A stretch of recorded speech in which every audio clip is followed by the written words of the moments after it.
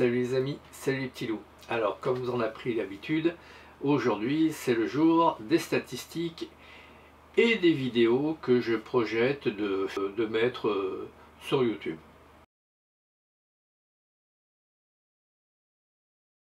Salut les amis, salut les petits loups. Alors, les statistiques aujourd'hui nous donnent 687 abonnés sur la chaîne. Merci à vous. Alors, j'ai pour les 28 jours derniers 2643 heures de visionnage. C'est sympa, mais si je fais une règle de 3 pour il me faut 4000 heures, donc quand j'atteindrai les 1000 abonnés, je n'aurai pas 4000 heures, j'aurai 3800 heures. Mais bon, on va dire c'est pas grave, l'essentiel c'est que j'arrive aux fameux 1000 abonnés, histoire de pouvoir vous demander votre avis sur la chaîne. Alors toujours pareil, hein, 10% d'abonnés et 89,10% de non-abonnés. Qu'est-ce que vous voulez que je vous dise? Pourtant, quand je regarde comment dire, quand je regarde le flux des vidéos, il y a beaucoup de... je vais vous dire les chiffres. 39,20% de flux de vidéos concerne le Nikon vidéo numéro 10, première partie, 9% la numéro 11, deuxième partie. Donc c'est bien la preuve que quelque part ma chaîne vous intéresse, donc parce que je ne parle quasi essentiellement que de Nikon, donc vous devriez être logiquement plus nombreux. Mais bon, on va pas non plus faire les difficiles, hein. Alors, 20% des abonnés ont activé la cloche pour être avertis lorsque j'envoie une vidéo sur le net. C'est bien, c'est pas mal. Alors mesdames, vous n'êtes encore que 17,30% par rapport à ces messieurs qui sont 82,70%.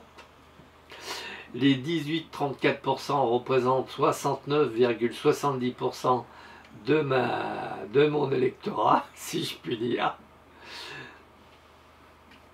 Alors, les vidéos les plus regardées, bien évidemment, par ordre d'importance, par ordre décroissant d'importance, c'est comment bien régler son Nikon, première partie, comment bien régler son Nikon, deuxième partie, comment bien régler son Nikon D5600, comment bien régler son D750 de façon à être plus efficace. J'essaierai donc, alors, et puis un peu d'histoire, pourquoi j'aime Nikon, hein, voilà, ça fait partie des 5 premières. Le 6e étant comment bien se servir du bouton à lock. Donc je vais continuer sur cette voie-là, à savoir faire des vidéos sur les Nikon, bien évidemment. Alors les vidéos à venir, ce sera comment bien débuter sur YouTube. Je pense faire une autre vidéo qui va s'insérer dans le cadre des bien débuter sur YouTube, à savoir la difficulté de trouver des sujets. C'est important parce qu'effectivement, à un moment donné, on essaye d'être créatif, mais c'est vrai qu'à un moment donné, compte tenu que ça fait quand même une bonne dizaine d'années que je donne des cours dans mes ateliers, c'est vrai qu'à un moment donné, on commence à dire, on tourne en rond, comme Bernard Blier dans je ne sais plus quel, le Grand Blond, je crois. Merde, on tourne en rond, merde, on tourne en rond, merde, on tourne en rond.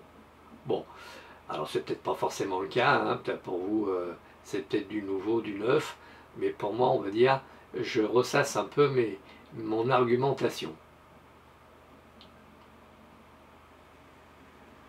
Alors par contre, je vais publier aux alentours du 15 juin pourquoi utiliser les RAW plutôt que les JPEG. Ça peut être intéressant dans la mesure où pas mal de gens utilisent que les JPEG et ils se privent de pas mal de choses. Alors c'est vrai que je parle de boîtiers experts qui ont 2 slots, mais par contre ceux qui ont qu'un seul slot pourront quand même malgré tout faire du RAW. Alors les 2 slots ça sert à faire du RAW et du JPEG, ça c'est super sympa parce qu'effectivement il y a certains boîtiers qui ont des JPEG qui sont meilleurs que de RAW. Bon, donc il faut en tenir compte dans la façon de faire ces photos. J'ai fait à peu près le tour de ce que je souhaitais vous dire dans cette petite vidéo. Si vous aimez, bien sûr, continuez à liker, partager et puis à m'écouter, bien évidemment. Et puis merci de votre écoute et puis à très vite.